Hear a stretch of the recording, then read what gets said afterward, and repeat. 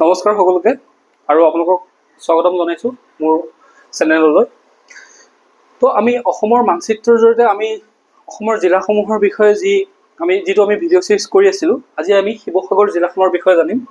শিৱসাগৰ হৈছে এখন অসমৰ ইতিহাস প্ৰসিদ্ধ জিলা আৰু শিৱসাগৰ জিলাখনৰ সকলোৱে জানে তাতে সেইখিনি ঠাইতে আহোমসকলৰ মূল কেন্দ্ৰ আছিলে, আহোমসকলৰ মূল শাসন কেন্দ্ৰ আছিলে।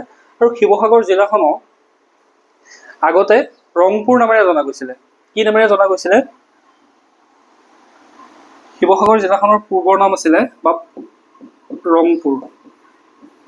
আৰু ৰংপুৰ হৈছে আহোমসকলৰ এখন ৰাজধানী, আহোম ৰজাসকলৰ এখন ৰাজধানী আছিলে। তো শিৱসাগৰ জিলাখনৰ বিষয়ে জনাৰ আগতে আমি শিৱসাগৰ জিলাখনৰ অৱস্থান আৰু সীমাসমূহৰ বিষয়ে আমি জানি লওঁ। শিৱসাগৰ জিলাখন আপোনালোকে ইয়াতে দেখিছে ৰঙা ৰঙেৰে হাইলাইট দি কৰা হৈ আছে, সেইখন হৈছে শিৱসাগৰ জিলা। আৰু শিৱসাগৰ জিলাখনৰ আমি দিশসমূহ যদি চাওঁ তেতিয়াহ'লে আমি দেখিম যে শিৱসাগৰ জিলাখনৰ উত্তৰ দিশত আছে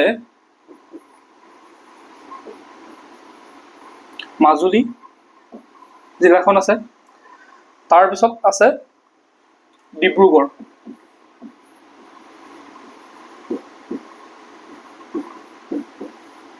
তাৰপিছত কি আছে? ডিব্ৰুগড়। তাৰপিছত শিৱসাগৰ জিলাখনৰ যদি আমি পূব দিশত চাওঁ তেতিয়াহ'লে আমি দেখিম এখন হৈছে চৰাইদেউ। এই চৰাইদেউখনো শিৱসাগৰ জিলাখনৰ পৰাই ভাগ কৰি পেলাই এখন জিলা ঘোষণা কৰা হয়। তো চৰাইদেউ, তাৰপিছতে হ'ব ডিব্ৰুগড়।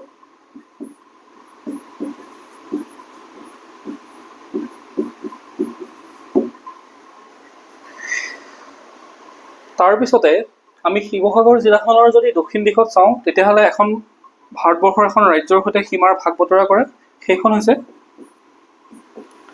নাগালেণ্ড বা নাগাভূমি বা নগাভূমি। ঠিক আছে। তাৰপিছত যদি আমি পূব দিশত চাওঁ, পূব দিশত আমি দেখিম যে সেইখন হৈছে যোৰহাট আৰু মাজুলীও হয়, কিন্তু যোৰহাট মেইনলি যোৰহাট হ'ব। পূব দিশত কি হ'ব? যোৰহাট হ'ব। আৰু ইয়াৰ লগতে আপোনালোকক এটা মই কথা জনাই থ'বলৈ বিচাৰোঁ যে মই কি বিচাৰিছোঁ, আমাৰ অসমৰ যিসকল শিক্ষাৰ্থী আছে, যিসকলে চৰকাৰী পৰীক্ষাৰ বাবে, চৰকাৰী চাকৰিৰ বাবে প্ৰস্তুতি চলাই আছে, তেওঁলোকক মই সম্পূৰ্ণ অসমীয়া মাধ্যমত মই যিখিনি জানো সেইখিনি তেওঁলোকক জনাবৰ কাৰণে চেষ্টা কৰিম। আৰু যিখিনি কেৱল ইংৰাজীতহে উপলব্ধ বা ইংৰাজী ভাষাতহে উপলব্ধ, সেই তথ্যখিনিও মই অসমীয়ালৈ অনুবাদ কৰি পেলাই আপোনালোকক আমাৰ নিজৰ মাতৃভাষাৰ মাধ্যমেৰে সেইখিনি জনাবলৈ চেষ্টা কৰিম।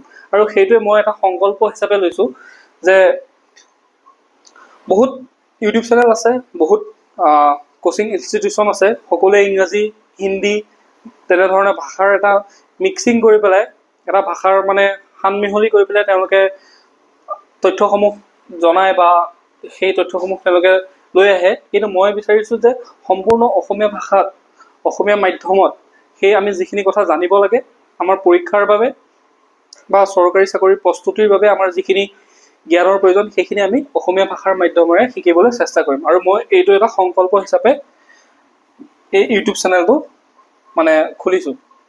তো শিৱসাগৰ জিলাখন অসমৰ এখন অন্যতম প্ৰশাসনিক জিলা, ঐতিহাসিকভাৱে এখন অতি গুৰুত্বপূৰ্ণ জিলা। আৰু ইয়াক কি বুলি জনা গৈছিলে? চেমুন বা পিছলৈ ৰংপুৰ হিচাপে জনা গৈছে। আপোনালোকক ইতিমধ্যে কৈছোঁ যে ইয়াতে আহোমসকলৰ যিহেতু শাসন কেন্দ্ৰ আছিলে, আহোমসকলৰ মূল কেন্দ্ৰ ক'ত আছিলে? শিৱসাগৰ, যোৰহাট এই ঠাইখিনিতে যিহেতু আছিলে, তো পোনপ্ৰথমে এই চেমুন এটা হৈছে আহোম ভাষা। আৰু তাৰপিছত কি হয়? ৰংপুৰ হয়। ৰংপুৰৰ পিছত শিৱসিংহৰ এগৰাকী বৰকৰি, তেওঁ হৈছে অম্বিকা। অম্বিকাই কি কৰে? শিৱসাগৰ পুখুৰী খন্দায় আৰু তাৰ পিছৰ পৰাই এই শিৱসাগৰ নামেৰে শিৱসাগৰক জনা যায়, ৰংপুৰক জনা যায়। তো 600 বছৰীয়া আহোম ৰাজত্বৰ বহু উত্থান পতনৰ সাক্ষী, এইখিনি ইতিমধ্যে কৈছোৱেই।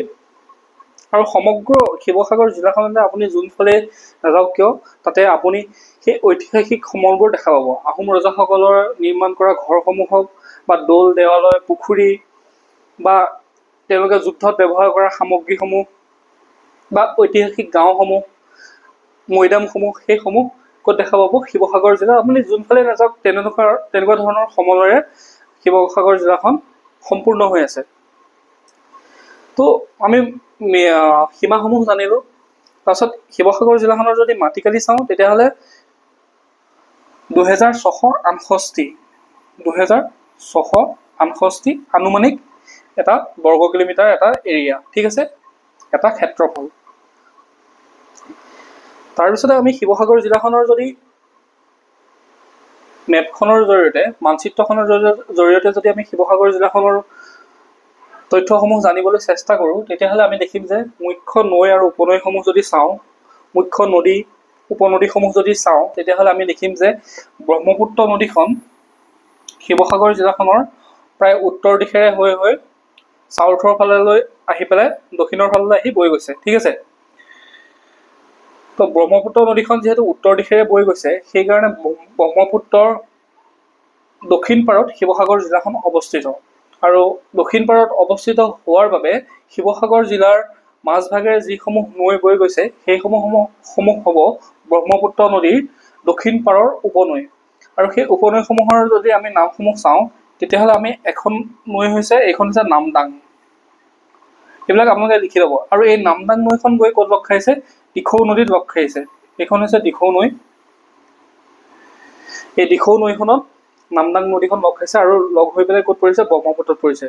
তাৰপিছতে এখন নৈ হৈছে দৰিকা নৈ, সেইখন হৈছে দৰিকা নৈ। তাৰপিছতে আন এখন নৈ হৈছে দিচাং নৈ। তাৰপিছতে আন এখন নৈ হৈছে ডিমৌ নৈ। তাৰপিছতে আন এখন নৈ হৈছে টিফুক নৈ। এতিয়া আমি কি নৈ পালোঁ? ব্ৰহ্মপুত্ৰ, ডিমৌ, দিচাং, দিখৌ, জাঁজি, টিফুক, নামদাং, দৰিকা আৰু বুঢ়ীদিহিং, ঠিক আছে। এইখন জাঁজি নৈ, এইখন হৈছে জাঁজি নৈ। তাৰপিছতে আৰু এইখন হৈছে বুঢ়ীদিহিং নৈ, ঠিক আছে। বুঢ়ীদিহিং নৈ আৰু জাঁজি নৈ, ডিমৌ, দিচাং, দিখৌ, টিফুক, নামদাং আৰু দৰিকা, ঠিক আছে। শিৱসাগৰৰ মহকুমা দুটা হৈছে, এটা হৈছে শিৱসাগৰ আৰু আনটো হৈছে নাজিৰা। আনটো মহকুমা হৈছে নাজিৰা, মনত ৰাখিব। শিৱসাগৰৰ উল্লেখযোগ্য ঠাইসমূহ হৈছে গড়গাঁও, নাজিৰা, জাঁজি, ৰুদ্ৰসাগৰ, গৌৰীসাগৰ আৰু জয়সাগৰ, ঠিক আছে। ইয়াতে এখন অভয়াৰণ্য আছে আৰু সংৰক্ষিত বনাঞ্চলো আছে। সেই অভয়াৰণ্যখন হৈছে পানীদিহিং পক্ষী অভয়াৰণ্য। এখন হৈছে বাৰ্ড চেঞ্চুৰী, অৰ্থাৎ পক্ষীৰ অভয়াৰণ্য। ঠিক যেনেদৰে এখন দীপৰ বিল আছে গুৱাহাটীত কামৰূপত অৱস্থিত, সেইখন দীপৰ বিল, তেনেদৰে পানীদিহিং এখন হৈছে পক্ষী অভয়াৰণ্য। এই বিষয়ে মই আপোনালোকে পিছত বিস্তৃতভাৱে জানিব পাৰিব। বৰ্তমান নামটো জানি থওক, পানীদিহিং আৰু গেলেকী সংৰক্ষিত বনাঞ্চল। এতিয়া আমি শিৱসাগৰ জিলাখনৰ উল্লেখযোগ্য যদি ঠাইসমূহ চাওঁ, শিৱসাগৰ জিলাখনত বহুতো ইতিহাস প্ৰসিদ্ধ ঠাই আছে তাতে, কিয়নো তাতে আহোমসকলে শাসন কৰিছিলে আৰু তাতে তেওঁলোকৰ বিভিন্ন দৌল দেৱালয় ঘৰ নিৰ্মাণ কৰিছিলে। আৰু সেইসমূহ যদি আমি চাওঁ, কাৰেংঘৰ, সেয়া হৈছে কাৰেংঘৰ, আপোনালোক সকলোৱে জানে।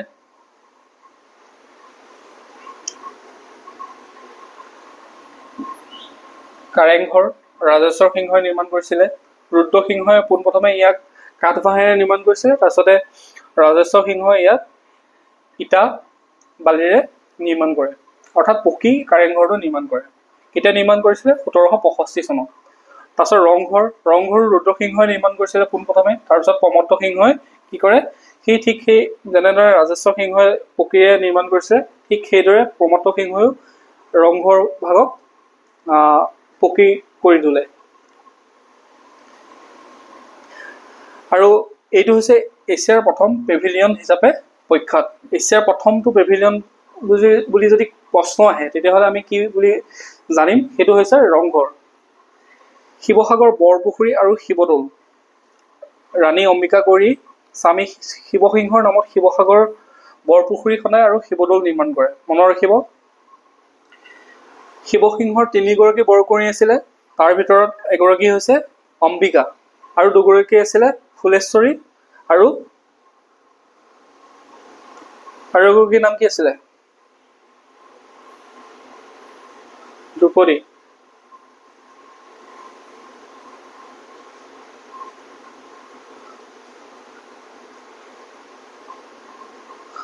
বা সৰ্বেশ্বৰী। জয়সাগৰ বৰপুখুৰী আৰু জয়দৌল, এইটো হৈছে জয়সাগৰ বৰপুখুৰী আৰু তাৰ পাৰতে জয়দৌল অৱস্থিত।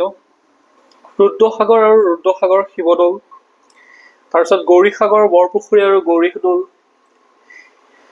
তো এইটো কোনে নিৰ্মাণ কৰিছে? ফুলেশ্বৰ গৌৰীয়ে। ৰুদ্ৰসাগৰ বৰপুখুৰী আৰু ৰুদ্ৰসাগৰ শিৱদৌল লক্ষী সিংহই নিৰ্মাণ কৰিছিলে। তাৰপিছত জয়সাগৰ বৰপুখুৰী আৰু জয়দৌল কোনে নিৰ্মাণ কৰিছে? ৰুদ্ৰসিংহই নিৰ্মাণ কৰিছিলে মাতৃ জয়মতী কোঁৱৰীৰ স্মৃতিত এই জয়পুখুৰী আৰু জয়দৌল নিৰ্মাণ কৰে। আৰু চৰাইদেউ মৈদাম বৰ্তমান নহ'ব, কাৰণ চৰাইদেউ এখন জিলা হিচাপে ঘোষণা কৰা হ'ল যিহেতু, সেইকাৰণে চৰাইদেউ মৈদাম চৰাইদেউ জিলাত হ'ব। আৰু চৰাইদেউ মৈদামক 2024 চনত বিশ্ব ঐতিহ্য ক্ষেত্ৰ বা ৱৰ্ল্ড হেৰিটেজ চাইট হিচাপে ঘোষণা কৰা হয়। সেইটো কথা মনত ৰাখিব। তাৰপিছতে আছে নামডাঙৰ শিলৰ সাঁকো। এটা শিলৰ টুকুৰাৰে নিৰ্মাণ কৰা এখন শিলৰ সাঁকো হৈছে নামডাঙৰ শিলৰ সাঁকো। এই দেখিছে আজান পীৰৰ দৰগাহ খৰাগুৰি চাপৰিত আছে। আজান পীৰৰ দৰগাহ এজন মুছলমান ধৰ্মগুৰু আছিলে। তেওঁ মৃত্যু হৈছিলে, তাতে সেই আজান পীৰৰ তাতে মৃত্যু হৈছিলে, সেইকাৰণে তাতে আজান পীৰৰ দৰগাহ নিৰ্মাণ কৰা হয়। ক'ত হৈছিলে? খৰাগুৰি চাপৰি। অসমৰ টাই যাদুঘৰ আছে। এই টাই যাদুঘৰত আহোমসকলৰ বিভিন্ন পৌৰাণিক সম্পদসমূহ তাতে সংৰক্ষিত হৈ আছে। তাৰপিছত আছে দিচাংমুখ, শিৱসাগৰ নগৰৰ সমীপৰ দিচাংমুখ, ইয়াৰ অপৰূপ প্ৰাকৃতিক সৌন্দৰ্যৰ কাৰণে বিখ্যাত। ঠিক আছে। আৰু বহুতো মানে দৌল দেৱালয় ভৰি আছে। আপোনালোকে ইয়াতে মই গোটেইখিনি অনা নাই, যিমানখিনি আছে ইয়াতে কৈ থাকিলেও শেষ নহ'ব। যিখিনি আমাৰ কাৰণে গুৰুত্বপূৰ্ণ পৰীক্ষাৰ বাবে যিখিনি আমি জানিব লাগে সেইখিনিহে ইয়াতে মই লৈ আহিছোঁ। তাৰপিছত নাতিগোহাঁই দৌল বা ঘনশ্যামৰ ঘৰ, ফাকুৱা দৌল, ৰংগনাথ শিৱদৌল, থাওৰা দৌল, নামতি দৌল, বৰপাত্ৰ দৌল মনত ৰাখিব। একবাৰ আপোনালোকে চাই লওক। নাতিগোহাঁই দৌল বা ঘনশ্যাম ঘৰ, ফাকুৱা দৌল, ৰংগনাথ শিৱদৌল, থাওৰা দৌল, নামতি দৌল, বৰপাত্ৰ দৌল। নাতিগোহাঁই দৌল বা ঘনশ্যামৰ ঘৰ এইটো এটা জয়সাগৰ পুখুৰীৰ পশ্চিম পাৰৰ খাৱৈত অৱস্থিত। তাৰপিছতে ফাকুৱা দৌল, এই ফাকুৱা দৌলটো নিৰ্মাণ কৰিছে ৰুদ্ৰসিংহই। ৰংগনাথ শিৱদৌল ৰুদ্ৰসিংহই নিৰ্মাণ কৰিছিলে। থাওৰা দৌল বুঢ়াদিহিঙীয়া বৰবৰুৱাই থাওৰা দৌল নিৰ্মাণ কৰিছে। নামতি দৌল, তাৰপিছতে বৰপাত্ৰ দৌল। ঠিক আছে, একবাৰ আপোনালোকে চাই ল'ব পৰীক্ষাৰ আগত যোৱাৰ আগত, তেতিয়া বস্তুখিনি মনত থাকিব।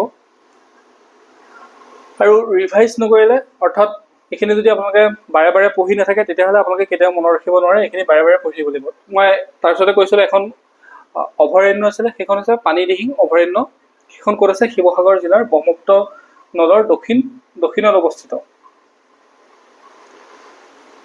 তো এই বনাঞ্চলখনক অসম চৰকাৰে 1996 চনত বন্যপ্ৰাণী অভয়াৰণ্য আৰু 1999 চনৰ আগষ্ট মাহত পক্ষী উদ্যান হিচাপে স্বীকৃতি দিয়ে। আৰু এই বনাঞ্চলখনৰ বা অভয়াৰণ্যখনৰ মাটিকালি হৈছে 33.93 বৰ্গ কিলোমিটাৰ। আৰু ইয়াতে বিভিন্ন ধৰণৰ পক্ষী আহে, পৰিভ্ৰমী চৰাই। বছৰটোৰ বিভিন্ন সময়ত বিশ্বৰ বিভিন্ন ঠাইৰ পৰা বিভিন্ন ধৰণৰ পৰিভ্ৰমী চৰাই আহে, আৰু ইয়াৰ স্থানীয় চৰাইখিনি আছেই। তো পৰিভ্ৰমী চৰাই ইয়াতে ভ্ৰমণ কৰিবলৈ আহে, সেইটো এটা ইম্পৰ্টেণ্ট কথা। তাৰপিছতে শিৱসাগৰ জিলাখনৰ বিষয়ে যিখিনি পৰীক্ষাৰ বাবে গুৰুত্বপূৰ্ণ কথা আছিলে বা পৰীক্ষাৰ বাবে গুৰুত্বপূৰ্ণ তথ্য আছিলে, সেইখিনি মই এই ভিডিঅ'ৰ মাধ্যমেৰে আপোনালোকৰ ওচৰলৈ আনিলোঁ। আৰু বহুতো কথা আছে জানিব লগা, যিখিনি আমাক জানিব লাগে, কিন্তু আমি যিহেতু পৰীক্ষাক লক্ষ্য কৰি বা পৰীক্ষাৰ চিলেবাছক ভিত্তি কৰি পেলাই আমি আগবাঢ়িছোঁ, সেইকাৰণে আমি পৰীক্ষাৰ কাৰণে যিখিনি গুৰুত্বপূৰ্ণ বা পৰীক্ষকে বা এক্সামিনাৰে যিখিনি কথা আমাক সুধিব পাৰে সেইখিনিহে ইয়াতে উপস্থাপন কৰিবলৈ চেষ্টা কৰিছোঁ। তো ভিডিঅ'টো যদি ভাল পাইছে তেতিয়াহ'লে লাইক কৰিব, আৰু কিবা যদি সুধিব লগা আছে কমেণ্টত সুধিব পাৰে বা কমেণ্টত লিখিব পাৰে। লগতে চেনেলটো ছাবস্ক্ৰাইব কৰি ল'ব। আপোনালোকে ভিডিঅ'টো চাই কিন্তু চেনেলটো ছাবস্ক্ৰাইব নকৰে। চেনেলটো ছাবস্ক্ৰাইব কৰি যদি লাইক এটা কৰে তেতিয়াহ'লে মই এটা মানে মটিভেশ্যন পাওঁ, মানে কাম কৰাৰ এটা মানে আগ্ৰহ কাম কৰাৰ এটা নতুন শক্তি পাওঁ। সেইকাৰণে এটা লাইক কৰিব আৰু চেনেলটো ছাবস্ক্ৰাইব কৰি ন'টিফিকেশ্যন বেল আইকনটো প্ৰেছ কৰি ল'ব। ঠিক আছে, ধন্যবাদ।